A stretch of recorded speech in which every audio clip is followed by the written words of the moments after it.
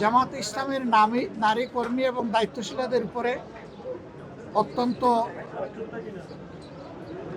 বেদনাদায়কভাবে বিএনপির লোকেরা হামলা চালায়।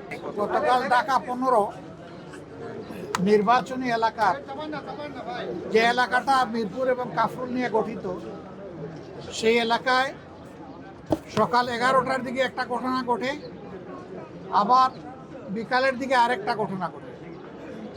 দুইটা ঘটনাই জামাত ইসলামের নারী কর্মী এবং দায়িত্বশীলদের উপরে অত্যন্ত বেদনাদায়কভাবে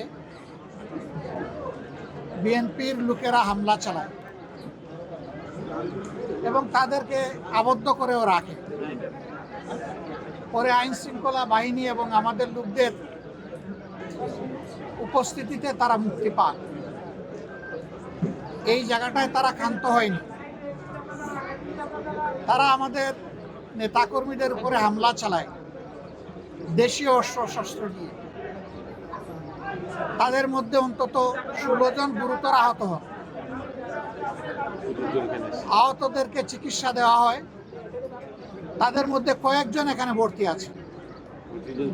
আমরা তাদেরকে দেখতে এসেছি। আর এখানে সব মিলিয়ে 25 জন চিকিৎসা দিয়েছেন। কেন এমনটা ঘটল? নির্বাচনী প্রচারণা ইনশাল্লাহ আগামীকাল থেকে পূর্ণ উদ্যোগে শুরু হবে।